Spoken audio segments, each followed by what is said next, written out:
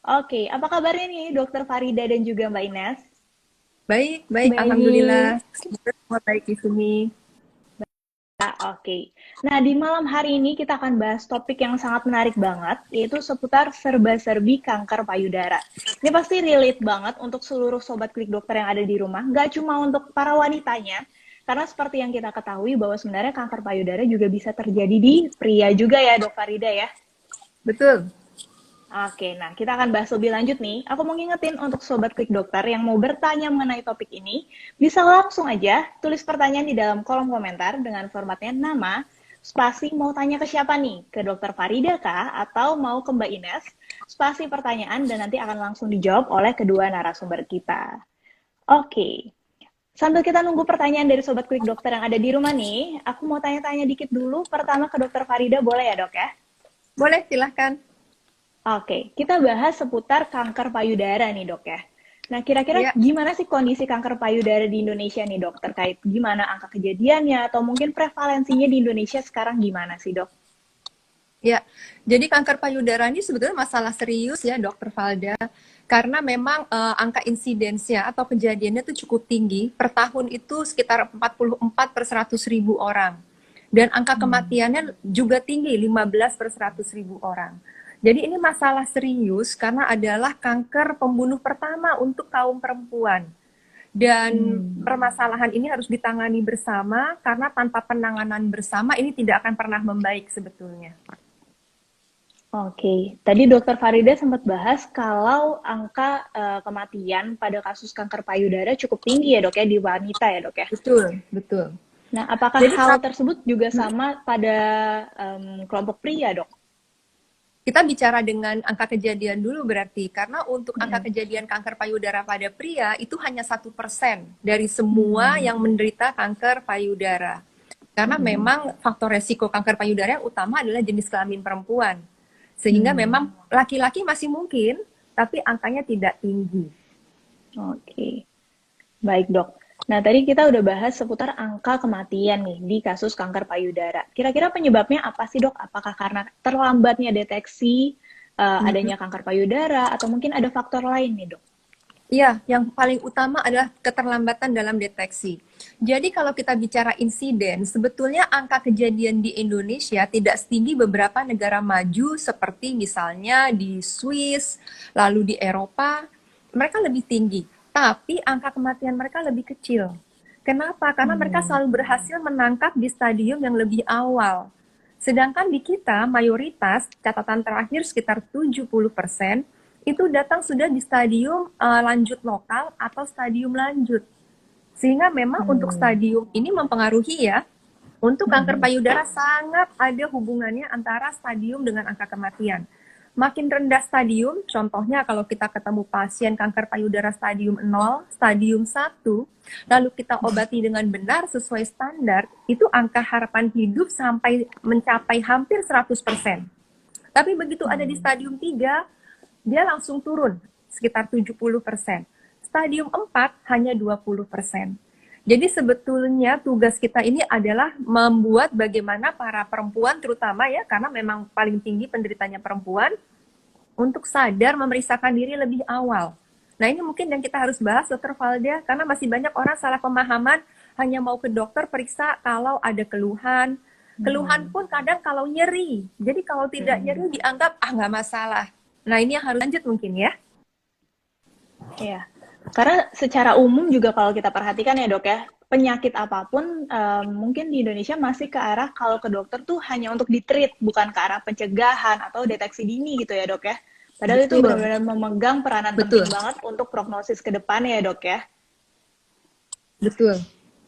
Betul Oke, sekali baik. itu. Itu yang harus kita rubah mindsetnya. Oke, aku lanjut ke dokter, ke Mbak Ines dulu ya dok ya, sebentar ya.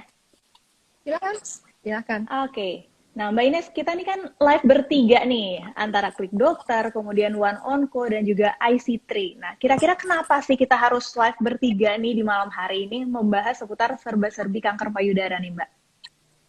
Oke, jadi di sini One Onco sebagai suatu ekosistem ya, ekosistem onkologi di mana warrior, survivor, caregiver ini dan awam bisa mendapatkan informasi seputar kanker. Nah, di sini kita live bertiga, ada IC3, ada Klik Dokter, dan ada One Onco.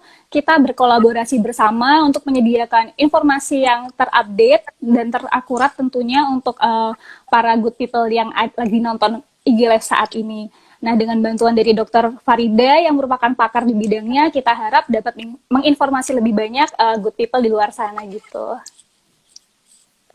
Oke, berarti emang ini salah satu kunci nih keberhasilan kita nih dok. Kalau misalnya mau mengubah mindset, harus tahu nih mengenali sebenarnya apa sih kanker payudara nih. Salah satu wadahnya adalah dengan One Onco dan juga IC3 ya dok ya. Iya. Ya, betul. Oke. Nah, Dok Farida, tadi kan kita bahas seputar deteksi dini. Nah, kira-kira apa sih tanda-tanda awal seseorang tuh punya kanker payudara gitu? Atau kecurigaan ke arah sana gitu, Dok? Nah, sebetulnya gini, Dokter Valda, ini yang mungkin kita harus sedikit balik mindsetnya. Justru ketika seseorang sudah menemukan tanda-tanda, itu yang kita khawatirkan adalah dia ada di posisi yang sudah agak terlambat. Jadi yang kita inginkan sebetulnya dari para perempuan adalah kebiasaan untuk melakukan sadari itu periksa payudara sendiri, dan itu sejak akil balik, karena sebetulnya resiko untuk mendapat kanker payudara itu sudah mulai sejak hormon estrogen perempuan aktif, yaitu saat dia mulai menarche, itu sudah kita mulai hati-hati, walaupun angkanya kecil, kita tahu itu. Resiko itu baru mulai signifikan ada di usia 40 ke atas. Nah, dengan sadari, kita berharap perempuan akan paham dan tahu payudaranya itu seperti apa yang normal. Sehingga ketika dia mendapati atau melihat, oh ada sesuatu yang lain dari biasanya, nah yang kedua yang kita harapkan, segera datang untuk berkonsultasi. Nah, setelah sadari, yang kita harapkan juga para perempuan di Indonesia ini mau dengan sadar dan rutin melakukan sadanis atau periksa payudara klinis. Nah, ini tidak menunggu keluhan. Sama sekali tidak diharapkan kalau sudah ada benjolan, sudah nyeri, apalagi sudah luka baru ke dokter. Kenapa? Tadi saya bilang kan ya, kalau stadium 0, stadium 1 itu angka harapan hidup 98 sampai 100%, hampir 100%. Nah, stadium 0, stadium 1 itu umumnya belum kelihatan atau terasa apa-apa. Benjolan nggak terasa mungkin, nggak ada nyeri, nggak ada perubahan apa-apa. Tapi sudah ada. Jadi inilah kunci sebetulnya kalau kita benar-benar ingin mematahkan sekarang bahwa kita selalu dapat pasien yang terlambat. Minta semua perempuan sejak akil balik rajin sadari. Minta untuk rutin periksa ke dokter, paling tidak setahun sekali deh. Kalau memang ada fasilitas, bagus kalau bisa ditambah dengan pencitraan seperti mamografi atau USG payudara. Tapi kalau memang di daerah yang sulit mencapainya, paling tidak pemeriksaan payudara oleh dokter itu harus rutin dikerjakan. Nah, untuk tanda-tanda mungkin kita bisa bahas sih dok, kayak misalnya beberapa bukan hanya benjolan, tapi misalnya kulitnya berubah. Yang awalnya mulus jadi seperti pori-porinya kelihatan jelas, orang bilang seperti kulit jeruk purut, atau kulitnya melekuk ke dalam. Lalu misalnya putingnya yang tadinya ada di luar jadi tertarik ke dalam, atau keluar cairan bercampur darah dari puting. Lalu kalau benjolan, jangan-jangan hanya cari benjolan di payudara, cari juga di ketiak. Lalu di atas tulang leher ini nih, di atas tulang selangka ya, atas tulang klavikula, itu kita juga harus cari. Itu harus dicari seorang perempuan ketika sadari. Tapi memang kita berharap jangan tunggu tanda itu dulu ada baru ke dokter. Jadi ke dokter rutin, minimal tadi saya bilang setahun sekali, sebaiknya dilakukan. Gitu dok. Oke, memang sangat penting banget untuk tahu gimana sih periksa sadari dari awal banget ya dok ya. Bahkan pada saat menarche atau benar-benar baru pertama kali menstruasi. Karena seperti tadi dokter Farida udah jelaskan, pada saat itu hormon estrogen sudah mulai aktif ya dok ya. Dan itu sangat berkaitan erat dengan berbagai jenis kanker ya, nggak cuma kanker payudara juga ya dok ya. Betul.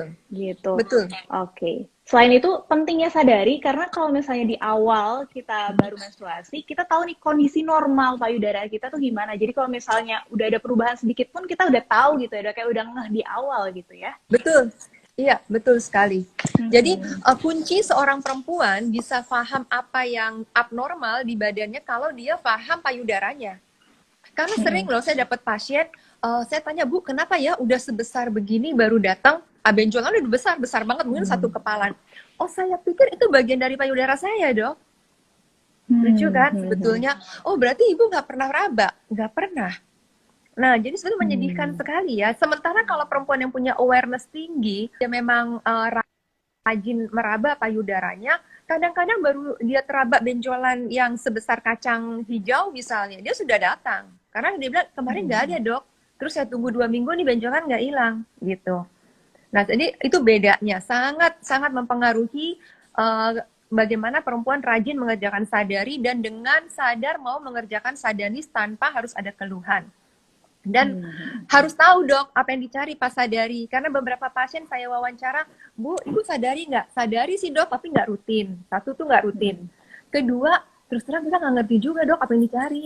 Gitu. Jadi memang pas sadari pun harus tahu, oh saya mau cari. Di payudara saya yang biasanya nggak ada benjolan, adakah benjolan?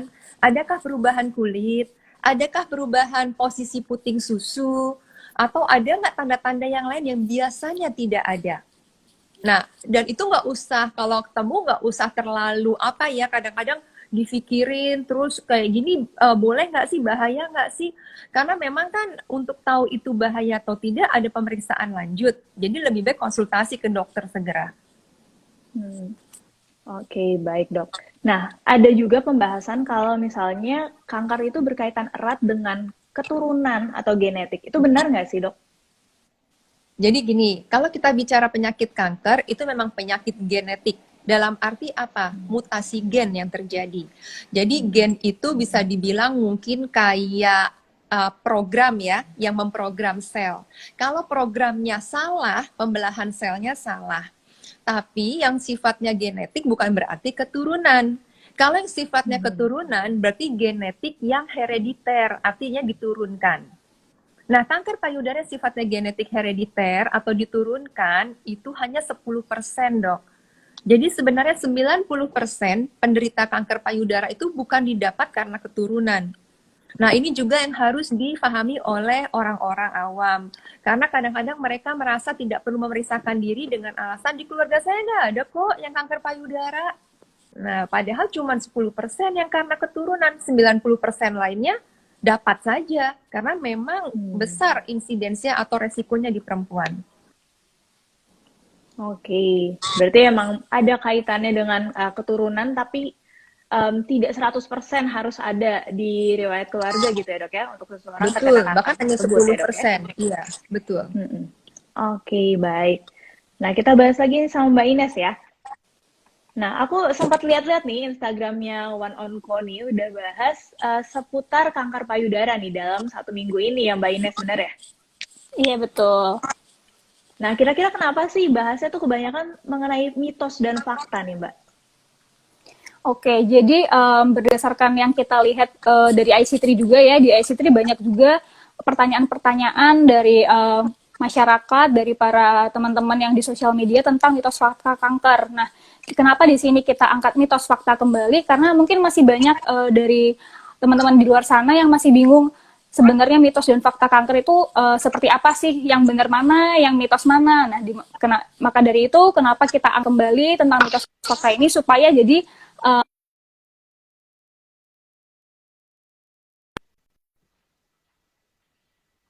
yang mitos dan mengambil yang fakta-faktanya aja, seperti itu. Oke, berarti untuk mencegah menyebarnya hoax-hoax ya yang sudah ada, apalagi di WA group tuh banyak banget soalnya ya. Iya, iya betul. Kan kadang WA group nggak difilter dulu nih, nggak tahu yang mana yang benar. Nah, kita provide nih di sosial media dengan informasi yang terpercaya. Oke. Nah, deteksi dini kanker payudara kan menjadi pertanyaan yang sering muncul banget nih di Q&A biasanya. Nah, sharing dan juga polling One On Co. Nah, kaitannya apa sih dengan One On Co sebenarnya, Mbak? Oke, jadi di sini One On Co itu merupakan suatu layanan terpadu di mana kita ini one stop solution, onkologi total solution yang tidak hanya menyediakan informasi namun juga memberikan layanan seputar deteksi dini kanker payudara. Jadi di mana kita itu bekerja untuk menyediakan menyediakan layanan deteksi dini yang nanti bisa diakses oleh masyarakat seperti itu. Dan kami di sini juga dari One Onco mengajak semua viewers, good people untuk lebih melek lagi seputar informasi yang fakta. Jadi misalnya tadi seperti yang sudah ada diinfokan oleh Dr. Farida, adanya keanehan, ada yang tidak biasa pada diri kita, jangan takut untuk periksa. Jadi bisa langsung memeriksakan diri ke dokter gitu ya. Jadi lebih baik kalau rutin check up, jadi walaupun tidak ada kendala, tapi check up 1 tahun sekali seperti kata Dokter Farida tadi, gitu. Karena lebih cepat dideteksi, tentu treatmentnya akan lebih mudah ya dok ya, betul ya? Betul, betul. Iya. Dan lebih ke arah sebaiknya ya memang harus ditreat oleh ahlinya gitu ya Mbak ya? Iya betul, jadi jangan menerka-nerka sendiri gitu ya. Oke. Nah, Dokter Farida, aku mau tanya juga nih, kan rakyat Indonesia identik banget apapun penyakitnya, kayak pasti mereka akan tanya, kira-kira ada pantangan makanan kah? Atau ada pantangan apakah gitu. Nah, dari segi medisnya nih, kira-kira ada nggak sih untuk kondisi kanker payudara pantangan gitu, dok? Iya, itu pertanyaan yang hampir 100% tanyakan ya. Apalagi yang sudah kanker, dok saya mesti mantang apa? Sebenarnya tidak ada satupun penelitian yang membuktikan bahwa ada makanan yang kalau kita makan akan mencegah kanker payudara, atau kalau kita misalnya tidak makan itu jadi nggak kanker gitu loh. Jadi kita harus tahu masalahnya apa. Kalau saya sering bilang sama pasien saya, pendeknya adalah boleh makan semua makanan asalkan bersih, sehat, alami. Lalu bervariasi. Paling gampang kayak pelajaran anak SD deh. 4 sehat, 5 sempurna, semua zat gizi kita dapat, zat gizinya pun bervariasi, bahan makanannya alami, makanannya bersih, sehat. Kenapa? Karena pola makan orang Indonesia, sebetulnya kalau kita ikut pola makan seperti yang diajar kita waktu SD, itu sudah sehat. Kita kan nggak pernah kan makan misalnya daging 1/2 kilo sendiri sehari gitu kan, atau makan yang ekstrim-ekstrim lainnya deh. Pasti kita diajarnya makan ada makanan pokok, ada lauk, banyakin sayur, buah, itu udah sehat. Jadi menurut saya kita nggak perlu stres dengan makanan, cukup makanan bersih sehat. Nah, yang masalahnya memang harusnya jangan dilihat makanan aja ya dok ya, karena gaya hidup yang lain mempengaruhi. Misalnya nih, rajin jaga makanan, tapi ngerokok, tapi minum alkohol. Nah, itu kan bermasalah karena rokok, alkohol itu meningkatkan resiko kanker payudara. Lalu nggak pernah olahraga. Lalu sehari-hari kerjanya misalnya maaf, duduk main gadget sampai overweight, obesitas. Padahal obesitas itu juga meningkatkan resiko kanker payudara. Tidak pernah olahraga. Ini sekarang lagi tren nih. Kenapa nggak pernah olahraga? Habis pandemi. Jadi pandeminya disalahin, makanya virus COVID-nya marah nih, nggak mau pergi-pergi dari kita, dia disalahin dulu. Padahal olahraga kan bisa di rumah, nggak harus keluar, nggak harus ke gym, nggak harus ke fitness. Nah, kenapa saya nyebut ini? Karena salah satu cara mengurangi resiko kanker payudara itu adalah upayakan berat badan ideal. Lalu sering olahraga. Olahraga yang dikatakan memberikan makna atau manfaat mengurangi resiko itu upayakan dalam 1 minggu itu 3-4 jam. Jadi kalau mau dibagi rata, setiap hari setengah jam aja, levelnya level sedang. Level sedang itu kita ambil sepeda statis, genjot setengah jam cukup. Atau senam sendiri aerobik di rumah setengah jam cukup.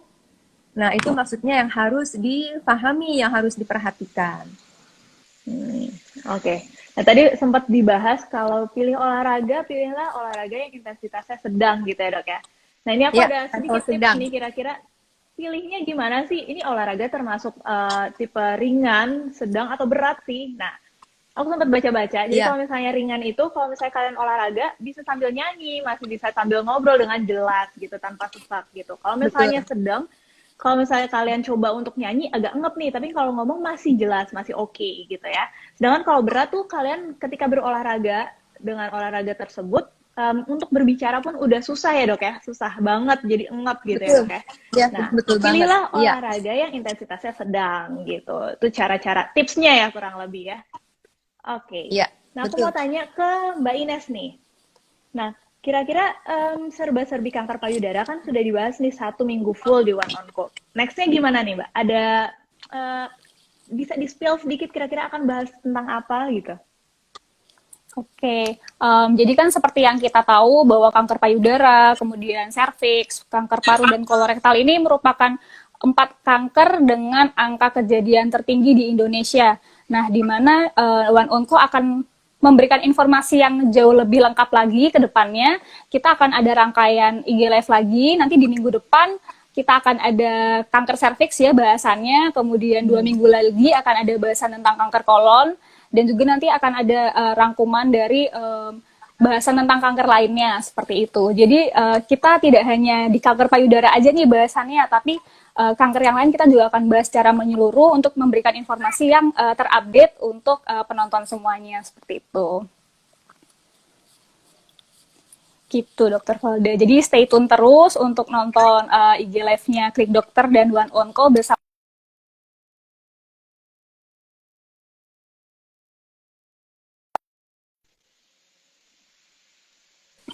Oke, baik. Berarti akan ada Oke. bahasan-bahasan yang menarik lagi di minggu-minggu depannya ya. Iya, betul sekali. Jadi pantengin terus. Iya. Oke, nah Dok Farida balik lagi nih seputar masyarakat Indonesia. Selain tadi ngebahas kira-kira pantangannya apa yang pasti ditanyain, pertanyaan berikutnya pasti kira-kira ada nggak sih Dok obat herbal yang bisa kita konsumsi untuk mengatasi kanker payudara gitu? Karena mindset masyarakat Indonesia pasti lebih memilih obat herbal dibandingkan obat-obat yang emang dari pabrik gitu Dok, yang ada zat kimianya. Nah kira-kira menurut Dokter Farida gimana nih untuk mengatasi kanker payudara terkait obat herbal gitu? Ya, kita harus kembali ke prinsip. Jadi prinsipnya adalah kalau obat yang diberikan kepada manusia, itu kalau ingin obat itu ada manfaatnya dan aman harus melewati uji klinis namanya. Dan itu ada 3 tahap uji klinis. Bahkan setelah ada di pasaran pun masih ada diawasi lagi. Kadang-kadang kita dengar kan ada obat sudah di pasaran ditarik lagi. Padahal udah lewat uji klinis sebetulnya. Jadi obat yang aman dan bermanfaat itu harus melewati uji klinis. Jadi kalau saya ada pasien bertanya, Dok pakai ini boleh apa enggak? Saya bilang, tanya Bu sama yang jual, mana uji klinisnya? Kalau memang ada uji klinisnya, sudah lewat dari, kalau untuk support aja mungkin tahap 2 cukup, tapi kalau untuk terapi harus tahap 3-nya lewat, ya kita bisa terima. Karena sebetulnya salah ya, kalau orang berpikir obat medis itu semuanya kimiawi. Beberapa obat bahkan kemoterapi misalnya, ada yang berasal dari tumbuh-tumbuhan. Tapi sudah melewati uji klinis sehingga orang tahu kalau mau memberi manfaat membunuh sel kanker dosisnya berapa. Lalu efek sampingnya apa? Bagaimana supaya manusia terhindar dari efek sampingnya? Jadi tidak juga semua obat medis yang ada itu dari kimia. Ada yang memang berasal dari tumbuh-tumbuhan. Nah kalau dikatakan herbal pasti aman, hati-hati juga. Tidak jarang juga kita temukan herbal yang dipakai orang, tapi karena tidak tahu betul manfaatnya apa, harus dipakai seberapa, akhirnya malah memberikan efek beracun. Jadi nggak selamanya seperti itu. Tapi kembali deh, mau apapun sebetulnya bukan hanya obat herbal nih. Kalau bicara alternatif, kita tuh Asia Tenggara juaranya. Bukan hanya obat herbal. Dulu ada yang jualan rompi anti kanker bilangnya. Nah itu agak meyakinkan orang karena katanya jualan dokter. Padahal bukan dokter, doktor ilmu teknik. Terus ada lagi yang pakai macam-macam, ada yang pakai holistik dengan doa dan sebagainya. Menurut saya sih monggo-monggo aja, tapi tolonglah para pemilik entah herbal, entah alat itu, kalau memang niatnya mulia ya menolong orang, ikuti dong standar yang benar, ajukan penelitian mereka ke komite etik, mereka bersedia menjelaskan cara kerja obat dan alatnya, lalu ikuti prosedur, uji etik, uji klinisnya, barulah kalau itu melewati semua diberikan kepada manusia. Karena sebetulnya ketika orang-orang ini menggunakan obat ataupun alat itu yang belum melewati uji klinis, sebetulnya mereka sedang dilakukan uji klinis, artinya apa ya, kasarnya kelinci percobaan ya. Tapi nggak sadar gitu. Nah, karena orang kita juga terlalu percaya, mudah puas dengan testimoni. Padahal testimoni siapa sih yang tahu itu testimoni jujur?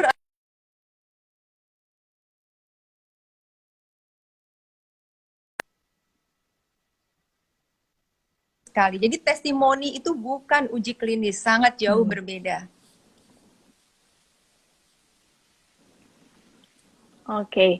Nah, ini salah satu contoh ya, hoax yang mungkin beredar di masyarakat kita. Nah, Mbak Ines, kira-kira si One Onco dan juga IC3 ini kira-kira ada tempatnya nggak sih untuk menangkal hoax-hoax yang seperti ini? Oh, ada banget Dokter Valda. Jadi untuk mensupport informasi yang clear dan anti hoax, kita dari One Onco menyediakan suatu platform digital dalam bentuk website, di mana nanti di situ ada layanan terpadu seputar kanker, di mana kita nanti bisa dari mulai konsultasi online, kemudian belanja sehat, kemudian ada artikel-artikel seputar kanker yang terpercaya, bahkan hingga direktori atau layanan ke komunitas kayak gitu. Jadi kita benar menyediakan informasi yang valid dan terpercaya, di mana kita dasarnya adalah jurnal-jurnal ilmiah ya. Jadi bukan sembarangan informasi yang nggak tahu dari mana kita taruh di website kayak gitu ya.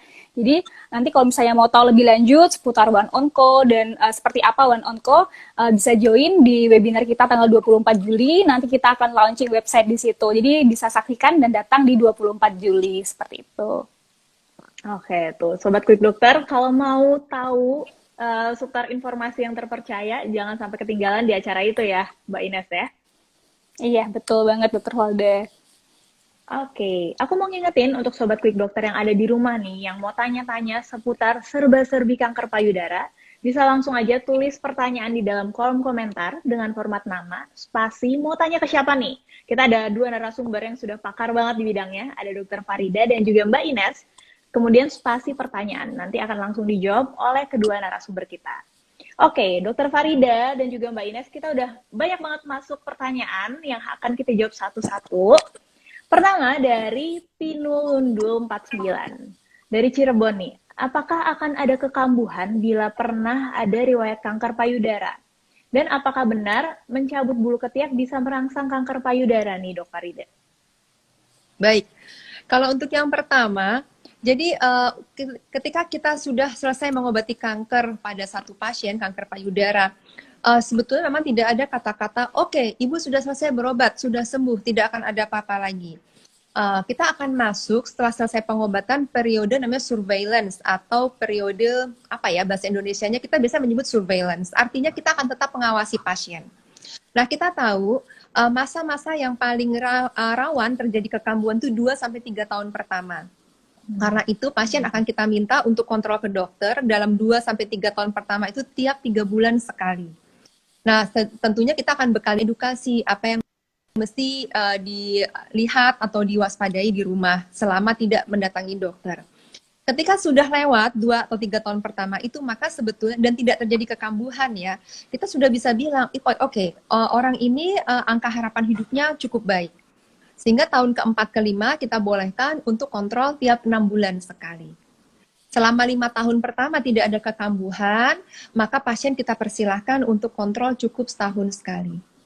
Kenapa? Karena memang belum ada cara di dunia ini saat ini untuk memastikan bahwa tidak ada lagi, misalnya pemeriksaan A, lalu si pemeriksaan A ini bisa bilang, oh ya, sudah tidak ada sel kanker di darah. Tidak ada. Jadi kalau misalnya ada yang pernah dengar itu, karena pernah ada pasien saya begitu, katanya dia didatengin oleh, kalau nggak salah dokter si pembuat rompi tadi, jadi dokter itu, saya bilang keren amat ya, cuman minta hasil lab itu pasien, karena memang dia jagonya teknik kan, matematika, terus dia hitung-hitung pakai rumus, terus dia bilang gini, dalam darah kamu sisa sel kankernya sekian. Saya bilang, wow. Hebat banget gitu kan. Sementara orang bukannya nggak berusaha meneliti. Ada kita kenal misalnya tahun 2000, sebelum 2010 orang meneliti CTC, circulating tumor cell. Dan itu sempat dijadikan pemeriksaan. Tapi kemudian semua sepakat sama sekali tidak efektif sehingga tidak dilakukan lagi. Itu berusaha mendeteksi sel kanker yang bersirkulasi di darah. Kenapa? Karena ternyata banyak fasenya sel itu. Ada saat di mana tidak terdeteksi, bukan selnya tidak ada, tapi selnya dorman, tidur. Nah, jadi sebetulnya surveillance itulah yang harus dilakukan. Setelah selesai pengobatan pun tetap datangi dokter secara teratur. Itu yang harus dilakukan. Plus gaya hidup sehatnya ya, tentu harus diperhatikan juga. Oke, iya. Berarti memang tadi mencabut bulu ketiak ya? Saya belum jawab ya? Saya belum jawab. Ya. Enggak sih, nggak ada masalah. Kalau nyabut bulu ketiak itu yang perlu diperhatikan adalah pasti ada pori-pori terbuka kan. Dan kalau ada pori-pori terbuka lalu dioleskan macam-macam, ya itu rawan infeksi, bukan kanker, Ya. infeksi. Makanya biasanya sarannya kalau habis mencukur atau mencabut bulu ketiak 24 jam jangan diolesi apa-apa. Itu saja. Hmm. Mungkin bisa bias antara pembesaran kelenjar getah bening karena kanker atau karena infeksi gitu ya dok ya. Kan mungkin Nah, di saat mungkin yang itu. berbarengan terus melakukan sadari, ada benjolan nih di ketiak. Apakah itu emang pembesaran kelenjar getah beningnya karena kanker atau karena infeksi? Itu mungkin yang harus diperhatikan lagi ya dok ya. Betul, betul. Tapi kan tips ringannya gini, kalau misalnya ada pembesaran kelenjar getah bening di ketiak, lalu setelah misalnya beberapa hari kemudian menghilang, ya kita bisa pastikan itu adalah inflamasi atau peradangan saja. Tapi kalau memang ada benjolan di ketiak, dia menetap, bahkan cenderung terus membesar, ya harus segera diperiksakan. Itu paling mudah begitu. Oke. Ini ada pertanyaan berikutnya, ada kaitannya juga nih dengan pertanyaan pertama nih dok. Dari Cynthia Devi. Dokter Farida, apa kanker payudara ada stadium-stadiumnya seperti kanker biasa juga? Nah, mungkin boleh dijelasin nih dok, stadium awal sampai stadium akhir kanker yang mungkin tanda dan gejalanya yang lebih mudah dipahami oleh sobat Quick Dokter yang ada di rumah. Salah satunya tadi pembesaran kelenjar getah bening juga ya dok ya? Ya. Ya, jadi stadium itu memang ada. Bahkan stadium di kanker payudara sangat menentukan satu tipe pengobatannya, yang kedua menentukan angka harapan hidup pasien. Jadi stadium yang kita anggap awal itu stadium 0, 1, 2. Tapi stadium yang benar-benar memberikan angka harapan hidup bagus itu di stadium 0 dan stadium 1. Nah, stadium 0 dan stadium 1 itu tumornya masih sangat kecil. Antara tidak teraba sama sekali atau kurang dari 2 cm. Tumor kurang dari 2 cm ini kalau untuk orang awam dan tumornya letaknya agak dalam di payudara biasanya nggak akan teraba. Ini yang membuat karena di kita perempuan belum dengan sadar mau melakukan screening. Screening itu artinya pemeriksaan rutin ke dokter tanpa menunggu gejala. Kalau udah ada gejala ke dokter bukan screening, ya memeriksakan diri untuk tahu diagnosisnya apa. Nah, jadi itu yang harus kita kejar sebetulnya karena angka harapan hidupnya asalkan ya diobati dengan benar bagus sekali hampir 100%. Nah, memasuki stadium 2 itu entah tumornya sudah lebih dari 2 cm atau sudah ada kelenjar getah bening di ketiak. Stadium 3 juga tumornya kadang sudah lebih dari 5 cm, kelenjar getah beningnya makin banyak di ketiak. Stadium 4, stadium paling tinggi, itu sudah tidak lagi ada di payudara dan di kelenjar getah bening ketiak saja, tapi sudah menyebar ke tempat lain. Ke paru-paru, ke tulang, ke hati, kadang-kadang dalam jumlah kecil ke otak. Nah, ini harus disadari, kanker payudara itu umumnya yang menyebabkan fatalnya, yang menyebabkan kematian, itu adalah penyebarannya. Kita jarang, hampir tidak pernah bertemu pasien dengan maaf ya meninggal karena misalnya tumornya tambah besar. Pasti meninggalnya entah ada penyebaran di perutnya, di hati dalam hal ini, di paru-paru sehingga dia punya masalah dengan pernafasannya. Itu pasti akan ada masalah-masalah seperti itu. Jadi sekali lagi screening sih dok, intinya screening. Dan ini kita harus apa ya? Dengan adanya One Onco segala ini kita berharap kita bisa terbantu karena jujurlah program di pemerintah belum memprioritaskan ini, belum sama sekali memprioritaskan. Orang sering berdalih screening mahal sih, mamografi mahal. Kita kan negara berkembang bukan negara maju. Padahal banyak jurnal menyatakan oke, untuk negara berkembang yang tidak bisa membiayai mamografi atau USG ternyata Sadanis yang tadi, pemeriksaan payudara klinis oleh dokter yang dikerjakan dengan rutin, itu tetap bisa menurunkan angka kematian karena kanker payudara. Tapi memang ada beberapa pihak yang harus terlibat. Satu, masyarakatnya sadar. Kedua, dokternya harus diberi keterampilan yang cukup. Karena nggak sedikit juga saya dapat pasien, dia bukannya nggak ke dokter, ke saya dalam keadaan sudah agak terlambat, dia bilang, saya sudah ke dokter dok, tapi dokter itu bilang, oh ini cuma kelenjarnya aja kok, gitu. Jadi memang ada pihak-pihak yang harus ikut terlibat. Skill dokter harus terus diupdate. Kalau memang sudah lama, harus ada refreshing untuk skill dan knowledge atau pengetahuan dari dokternya. Nah, Kalau kita bicara yang ketiga, itu kan policy ya, atau kebijakan. Tapi kita harus jujur lah, kalau kita bukan orang yang main di sana agak susah. Tapi jangan salah, banyak policy bisa berubah karena demand atau karena keinginan dari bawah.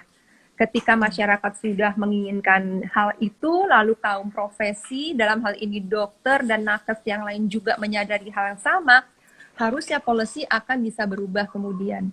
Jadi kita beda dok sama negara maju. Negara maju polisinya dulu, polisi mewajibkan orang di bawahnya. Nah kalau kita susah berharap, kitanya aja dulu yang berubah, gitu dok. Kita dorong dari bawah ya dok ya. Betul, betul. Jadi masyarakat ini harus kita, kalau saya punya program dengan teman-teman empower her.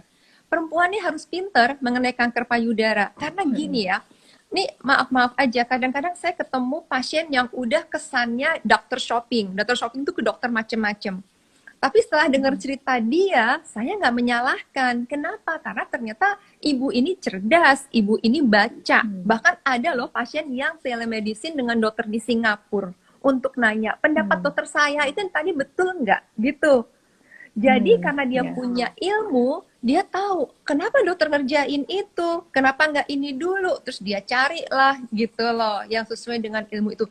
Nah, yang tadinya saya pikir, ini orang dokter shopping ya, ternyata enggak. Jadi saya angkat jempol juga, dia care, dia sayang sama dirinya sendiri, dia peduli, dia cari ilmunya. Karena kadang-kadang kita harus jujur lagi, standarnya belum terlalu kokoh ya, belum terlalu kuat. Kadang-kadang ada praktek-praktek yang ya maaf ya tidak terlalu standar. Seperti misalnya gini dok, kalau kita ketemu benjolan di payudara, kita curiga nih, curiga ke arah yang kurang baik. Tapi kan kita belum bisa bilang apa-apa dong kalau belum ada bukti. Nah, filosofi pengobatan kanker payudara saat ini adalah buktikan dulu, ini apa? Kanker atau bukan? Kalau kanker, dia ada di stadium berapa dan sifatnya apa? Kenapa? Karena jangankan bentuk pengobatannya, bahkan urutan pengobatan saja sekarang bisa berbeda tergantung stadium dan sifat.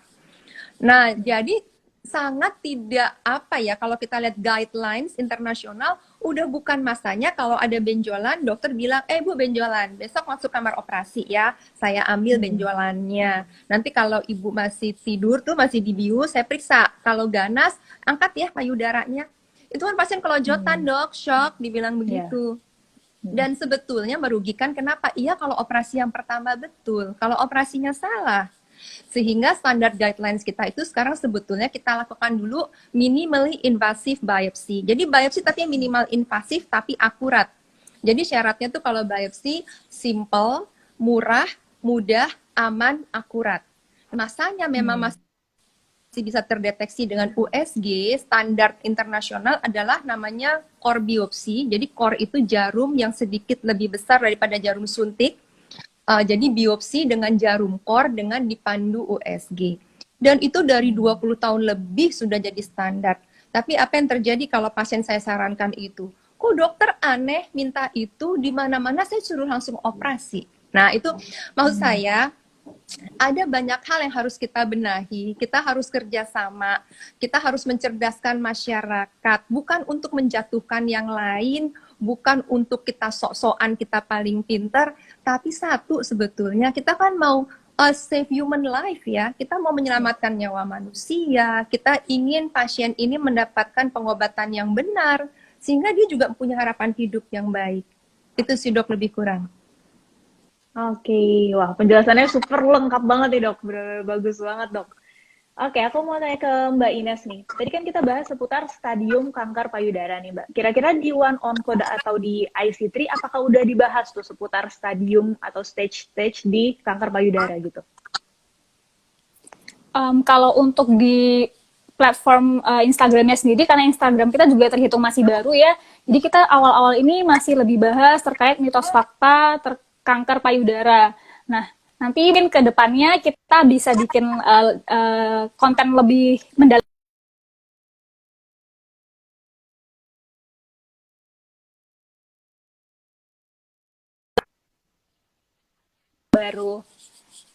baru seminggu nih dok, Instagramnya One Onco, jadi bisa di follow dulu ya. Oke. Karena itu penting banget juga ya, Dok Farida, supaya kita bisa sama-sama paham gitu, sama-sama tahu gitu ya. Oke, ada Betul. pertanyaan berikutnya nih dari R_T. Selamat malam dok, setahun yang lalu saya operasi payudara dan hasilnya ketika dibiopsi tumor jinak. Apakah ada kemungkinan untuk menjadi ganas nih dok?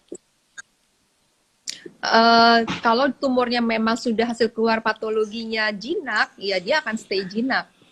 Tapi gini, ilmunya gini bilang, kalau seorang perempuan sudah pernah punya riwayat tumor jinak, maka resiko dia untuk di masa yang akan datang mendapatkan kanker payudara naik sekitar 1,4 kali daripada populasi yang belum pernah tumor jinak. Jadi ya nggak tinggi-tinggi banget sih naik resikonya.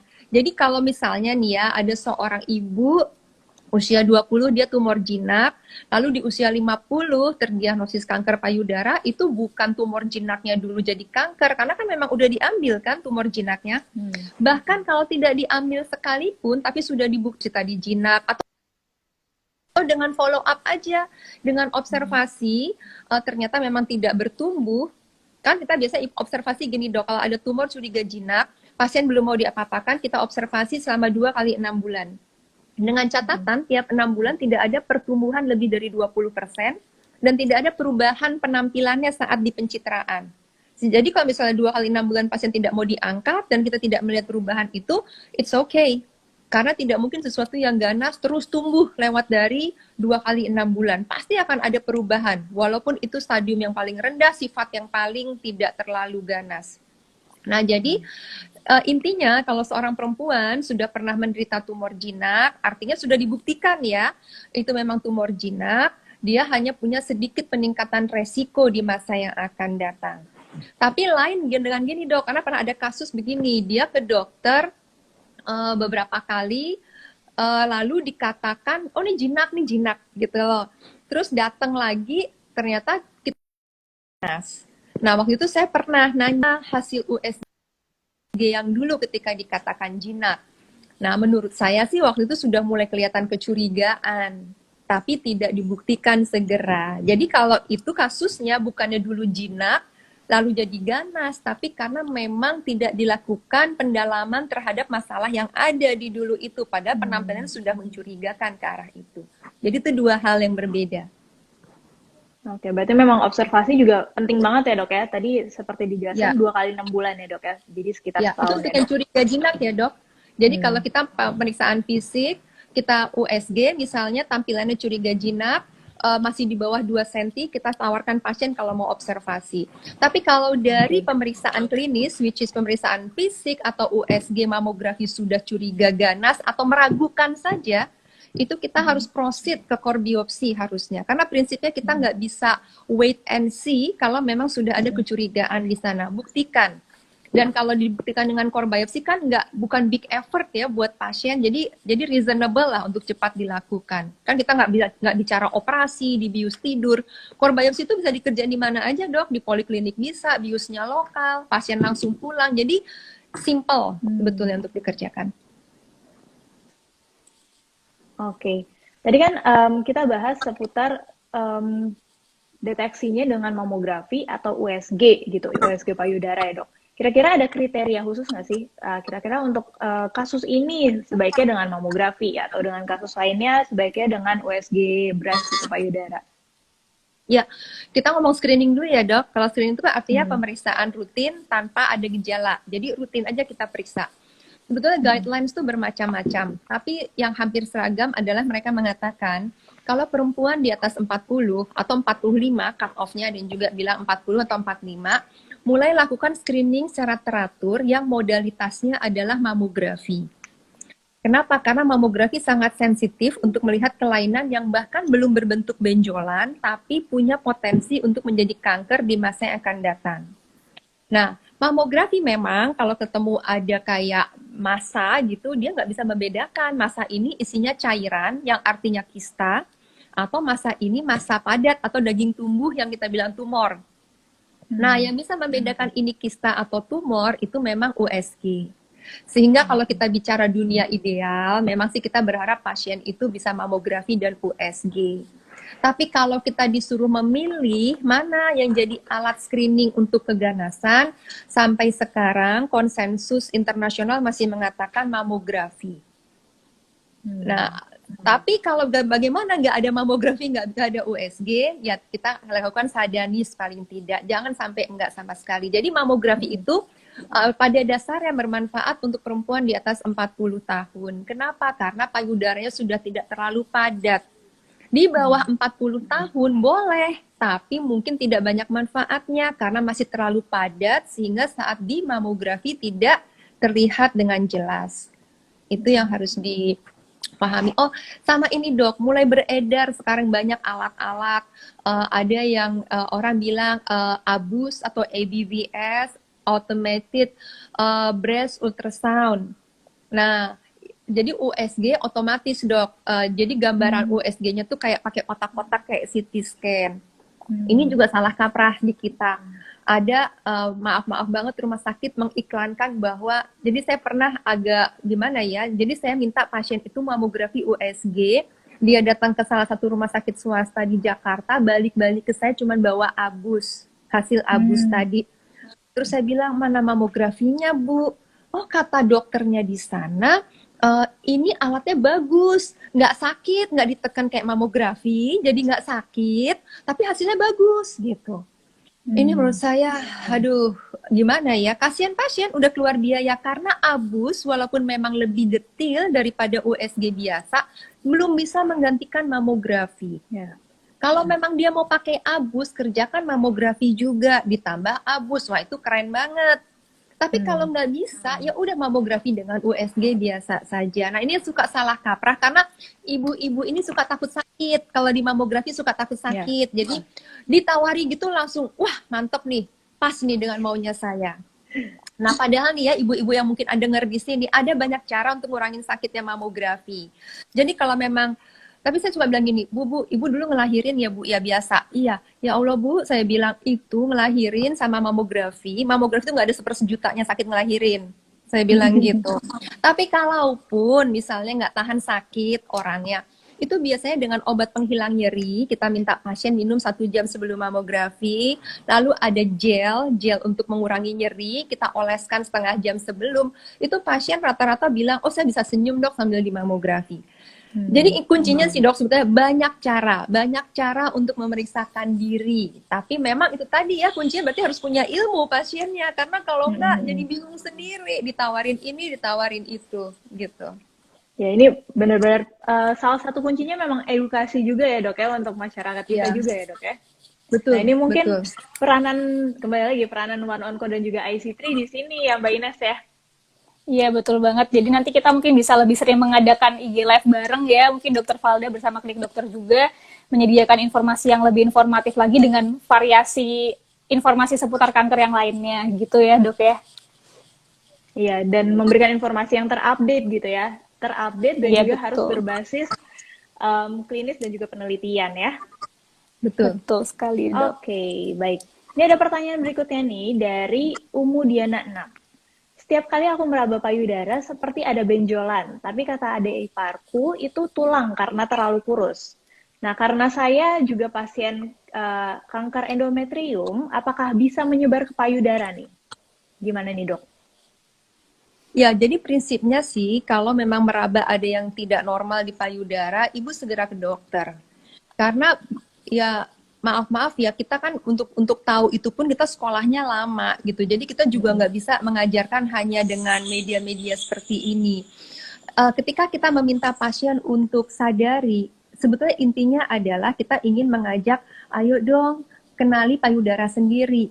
Karena hanya dengan mengenali payudara sendiri, ketika ada kelainan walaupun masih kecil, itu langsung paham. Nah, kalau memang sudah teraba kelainan, segeralah periksakan diri ke dokter. Dan nggak usah takut dulu.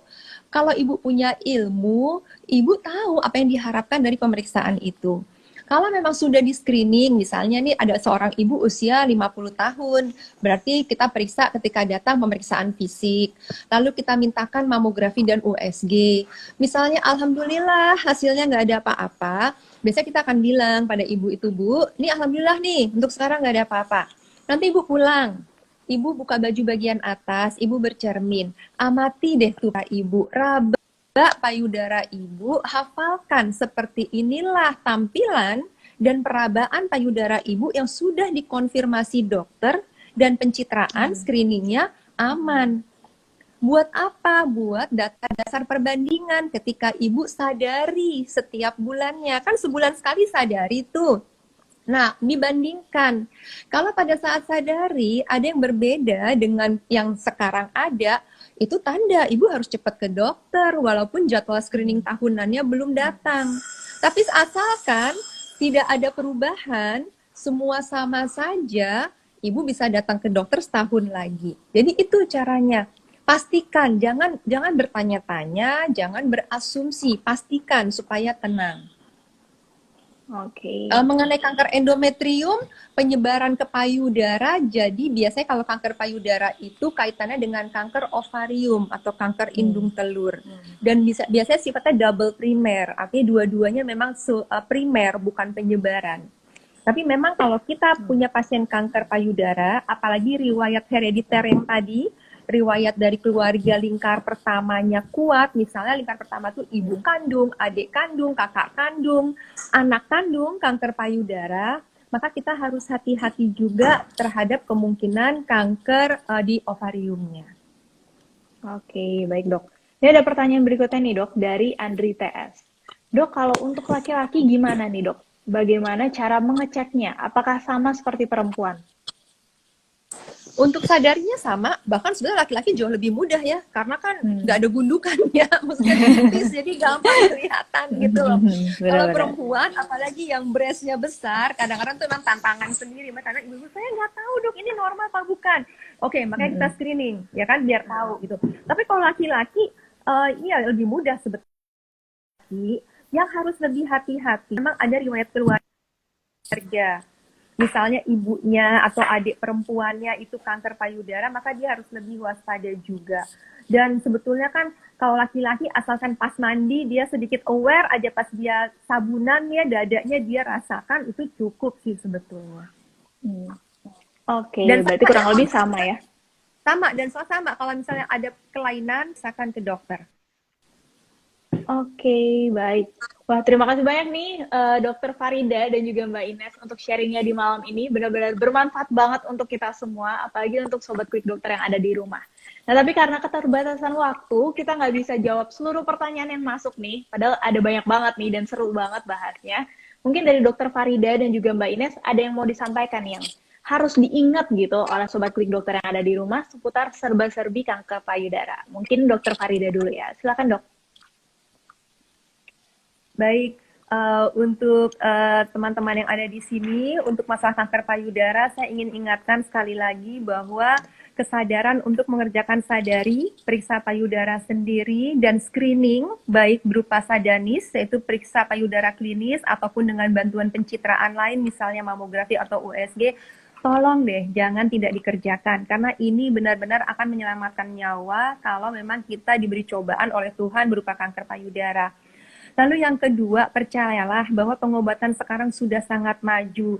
Sehingga kekhawatiran untuk memeriksakan diri karena takut kemoterapi, lalu takut kalau kanker payudara pasti kehilangan payudara, atau anggapan kanker diobatin Pak, enggak sama aja, nanti hasilnya juga enggak bagus, itu sudah sama sekali salah, sama sekali jauh berbeda. Banyak pasien kanker payudara sekarang alhamdulillah masih merasa kualitas hidup yang baik, masih punya payudara. Kenapa? Karena mereka datang di stadium awal. Pasien-pasien yang kemoterapi masih bisa mengerjakan kegiatan sehari-hari rutin dengan lancar, baik wanita karir, ibu rumah tangga.